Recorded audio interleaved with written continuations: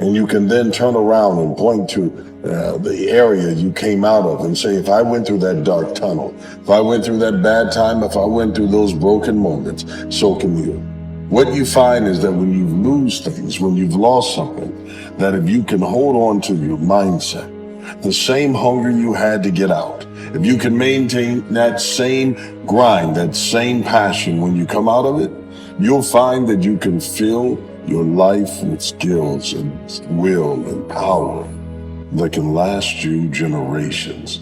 Now, how I judge success is how committed I am to pulling the potential out of myself and how good of a job am I doing at fulfilling my own true potential, okay? People ask me all the time, what is success to you?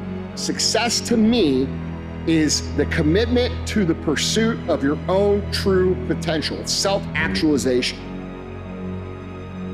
I don't know who needed to hear this, but whatever you've lost in life has already been found.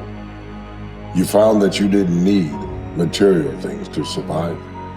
You didn't need someone else's approval or validation for you to thrive. Everything that you have lost created an opening in you to fill it with purposeful stuff.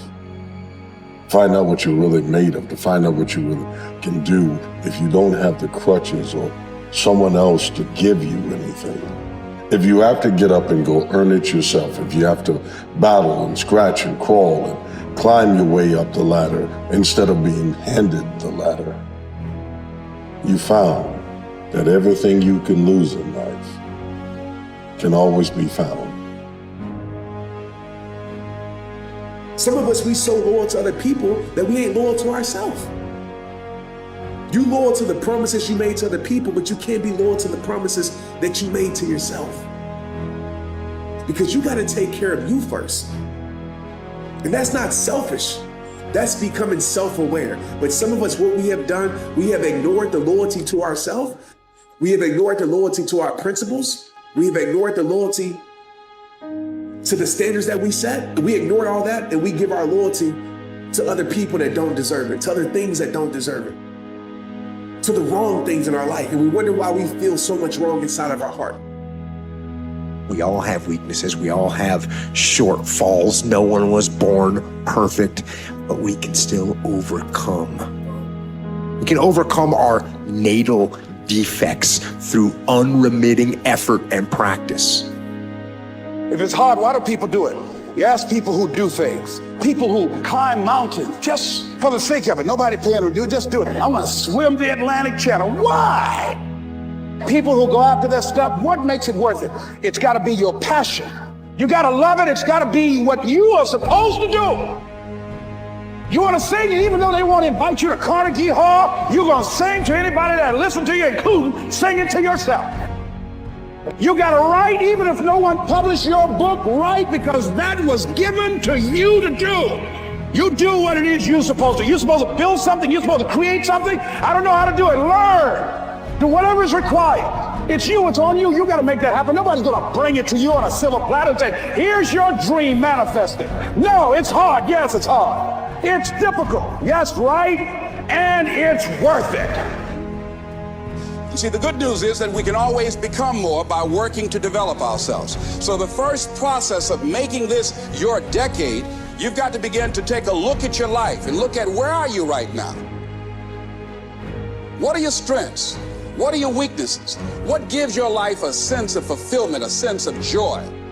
What does a full, rich life means to you? What is it that you could love doing 7 days a week that'll bring a smile to your face?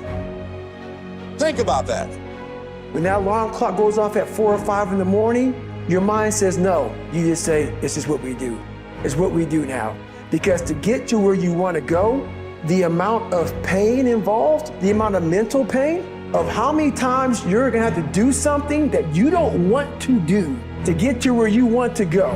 There's gonna be more times you do something that you don't want to do than you are gonna want to do it. And that's your new norm. And then once you do this over and over and over again, it becomes like breathing. I don't want to live this lifestyle, but to get to the other side of this, I have to. The same hands that crawl and claw out of a situation can elevate you to the next level. You want to get better? You want to self-improve?